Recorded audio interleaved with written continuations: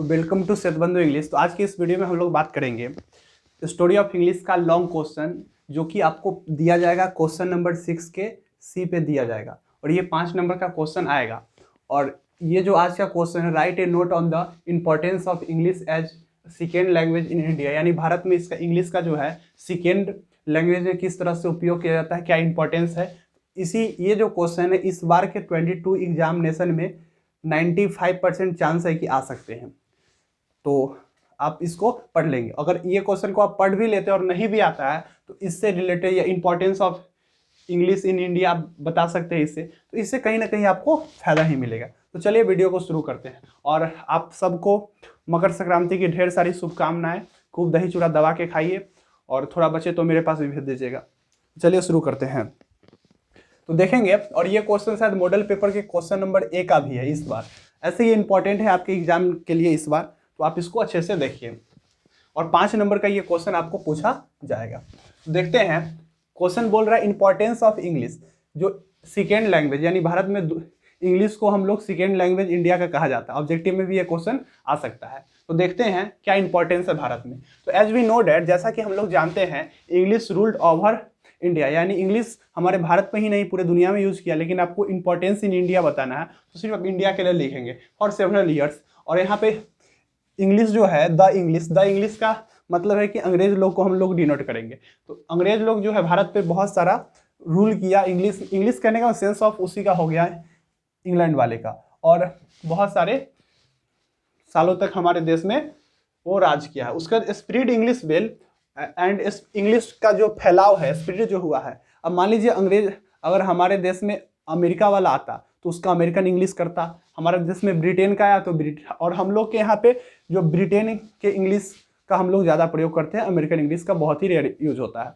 तो आप ये भी याद रखेंगे। तो इंग्लिश अच्छे से फैला, it became the language of status symbol. और ये धीरे धीरे देखिए, ट्रेंड जब भी कोई बनते रहता है तो ट्रेंड बन जाता है। जैसे मान लीजिए अभी कोई वीडियो ट्रेंडिंग में आया तो लगातार लोग उसको पसंद करने लगते हैं, यानी एक फैशन सा आ गया। पहले के डेट में जैसे कपड़ा सब फुल पैंट पहना करते तो एक फैशन बन गया, तो धोती हट के। अभी के डेट में जीन्स आ गया है तो उस तरह से जीन्स एक फैशन बन गया है, फिर दूसरा आ जाएगा। तो इसी तरह से चेंज होते रहता है, इंसान की मानसिकता है वो। तो स्टेटस सिंबल बन गया था, इंग्लिश लोग बोलने लगे। और आज के डेट में इंग्लिश भी एक सिंबल बन गया स्टेटस का। जो लोग होते हैं थोड़ा बहुत इंग्लिश बोल के और ये शो ऑफ करना चाहते हैं, मतलब एक फैशन टाइप का हो गया। यहाँ थोड़ी इंग्लिश तो आनी ही चाहिए। तो English left our country, the English का सेंस है कि आप अंग्रेज को डिनोट करेंगे, इंग्लिश मैन को। तो उन्होंने अंग्रेज सब देश छोड़ दिया। आज़ादी जब हम लोगों को मिली तो अंग्रेज लोग इस देश को छोड़ के चले गए। लेकिन इंग्लिश रिमेंड, लेकिन इंग्लिश यहाँ पे रह गया। English was also the key to the gate freedom, और आज़ादी लेने का जो श्रेय था, आज़ादी अगर हम लोग को इंग्लिश नहीं आती जो आज़ादी नहीं मिल पाती, क्योंकि आज़ादी लेने वाले हर एक व्यक्ति पढ़े लिखे थे और काफ़ी मतलब अपना एक कह सकते योगदान दिए थे, क्योंकि उसको समझना हमें बहुत ज़रूरी था। अंग्रेजवा सब क्या करता उसको पता नहीं चलता, वो क्या बतियाता है। इसलिए इंग्लिश हम लोग को जानना बहुत ज़रूरी हुआ, जाने उसको समझे कि क्या बतियाता है। तो अंग्रेजवा क्या बतियाएगा रे, हम सब आता है हमरा। तो इसी सब को बात करते करते फिर उसको हम लोग समझना स्टार्ट किए। और एक बार स्वामी विवेकानंद भी इंग्लिश नहीं सीखना चाहते थे, तो फिर उनको भी मतलब बताया गया था कि आप जानिएगा कि कैसे, जब लैंग्वेज को नहीं सीखेगा। तो इसीलिए सभी इंसान को भाषा सीखना जरूरी है। और आज की डेट में इंग्लिश का महत्व बहुत ही ज़्यादा है। Importance of English is very high now this time. तो इसीलिए सबको इंग्लिश सीखना बहुत जरूरी है।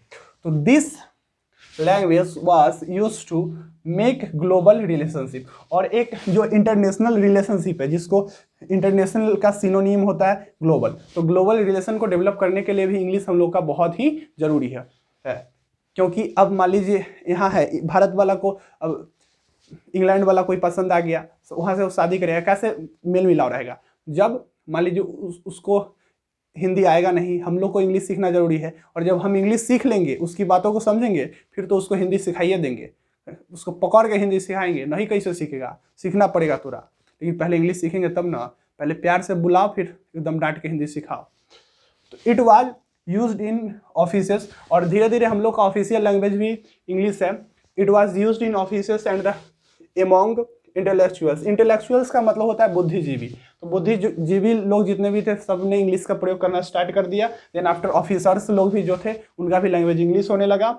और भी बहुत सारी एग्जाम्पल आपको हो सकते हैं। When the English left India जब इंग्लिश भारत से यानी द इंग्लिश लेफ्ट इंडिया, अंग्रेज सब भारत से बाहर गए, it became the language of our officers, हमारे देश के ऑफिसर्स का लैंग्वेज वो बन गया।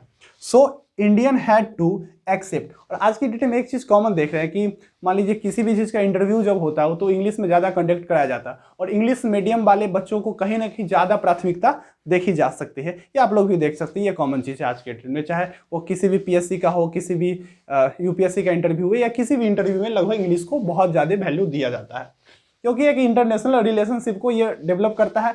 और आजकल सभी लोगों को मतलब थोड़ा इंटरनेशनल बातें बहुत ज़्यादा जाननी होती है, क्योंकि एक दूसरे का मार्केटिंग उसी से हो सकता है। अगर हम एक मोबाइल बनाना चाहे तो सिर्फ अपने देश के सामानों से बना नहीं सकते हैं, थोड़ा चाइना वाला से लेना होगा, मजबूरी है, लेना पड़ेगा उससे China. Without China mobile can not develop, तो मोबाइल फ़ोन डेवलप नहीं हो सकता है, थोड़ा कोरियन से लेना पड़ेगा, यानी सारे कंट्री से।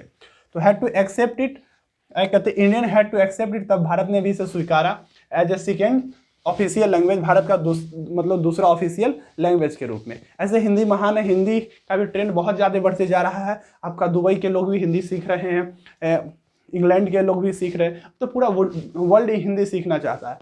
और उसके बाद it's demand continued day by day, और इसका दिन प्रतिदिन जो है डिमांड इंग्लिश का बढ़ते चला गया। अभी भी देख सकते हैं, अब जहाँ जाइएगा थोड़ा इंप्रेशन जमाने के लड़का से क्या करेगा, दूगो इंग्लिश बोल लेगा, आप सोचिएगा हम हीरो का इंग्लिश के कारण। इंग्लिश लोग भी समझते हैं इसको इंग्लिश बोलने आ गया और इस तरीके बहुत ज्ञानी होगा। सूर्य ज्ञानी नहीं होता, उसको भाषा, English is a language not a subject, एक सब्जेक्ट नहीं एक भाषा है। यह सब्जेक्ट तो बाद में बनाया, हम लोग ने बना दिया उसको।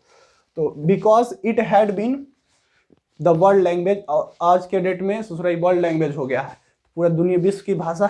और the world of the window, the world of the window, विश्व की खिड़की जो है इंग्लिश को ही कहा जाता है। तो याद रखिएगा, विश्व की खिड़की किसको कहा जाता है, इंग्लिश लैंग्वेज को कहा जाता है, क्योंकि कनेक्शन से कनेक्शन जोड़ने का काम करता है। मान लीजिए आप विदेश में हैं, आपको विदेश वाली पसंद है, कनेक्शन कौन जोड़ेगा, इंग्लिश जोड़ेगा। तो अंडरस्टैंड, चाहे अमेरिकन हो, चाहे विदेशियन हो, चाइनीजो हो, कोई बात नहीं, चाइनीज को तो उठा उठा के यहाँ लाएंगे, तब छोड़ेंगे उसको, कोरोना फैलाया है, अब थर्ड वेव आ रहा है, बताइए कैसे काम चलेगा। इसीलिए जो है इंग्लिश हमारा बहुत इंपॉर्टेंट हो गया है हमारे भारत में भी, क्योंकि अब कुछ दवाई का नाम देखिए, दवा का नाम इंग्लिश में लिखा गया, सही मार्करों पर इंग्लिश में लिखा है, हिंदी में नजरे नहीं आता है तन को, वाइट मार्कर, इसे तो मेड इन जापान है, खैर छोड़िए, अपना देश में है। तो ये हो गया। तो आई होप आपको ये क्वेश्चन समझ में आएगा और अच्छे से समझ लेंगे। 5 नंबर इस क्वेश्चन से आपको एग्जाम में आ जाएंगे, 5 नंबर इससे। तो 6 का सी। अब देखिए 6 नंबर क्वेश्चन जो है आपको 12 में बहुत इंपॉर्टेंट है। इसमें क्योंकि 2 मिलान हो गया, ये 15 नंबर का 6 नंबर होता है क्वेश्चन। इसमें 6 क्वेश्चन पूछे जाते हैं, जिसमें आपको 3 को जवाब देना है। 2 आपका मिलान हो जाएगा, यानी मैचिंग टेस्ट, तो एक प्रोज सेक्शन में से और दूसरा पोएट्री सेक्शन में, तो 10 नंबर ये हो गया। तीसरा आप इसको, इसमें से मैं 5 क्वेश्चन लॉन्ग का कराऊंगा, उसी 5 में से आना है, उससे बाहर आएगा नहीं। तो आप एक ये करके 15 ला सकते हैं। समरी को आप छोड़ सकते हैं, कोई भी दिक्कत नहीं है। दोनों समरी, प्रोज, पोएट्री को छोड़ सकते हैं। इस ढंग से आप एक प्लानिंग वाइज तैयारी कीजिए और खूब पढ़िए, एकदम पूरा 100% दे दीजिए पढ़ने के लिए। ठीक है, बहुत सारा मोटिवेशन रहा इस वीडियो में। अगले वीडियो में मिलते हैं, तब तक के लिए धन्यवाद। हाँ, और इसका आप पार्ट 1 2 मार्क्स वाला वीडियो नहीं देखे तो नीचे लिंक डिस्क्रिप्शन में है, उसको देख लेंगे। उसमें 5 क्वेश्चन आया है, शायद एग्जाम में 1-2 से आ जाए, स्टोरी ऑफ 2 मार्क्स में। और चैनल को सब्सक्राइब करें, वीडियो पसंद हो तो लाइक करें और दोस्तों के साथ शेयर करें। खुद पढ़ के मत बैठ जाए, दोस्तों के को भी पढ़ाएं। धन्यवाद, मिलते हैं अगले वीडियो में।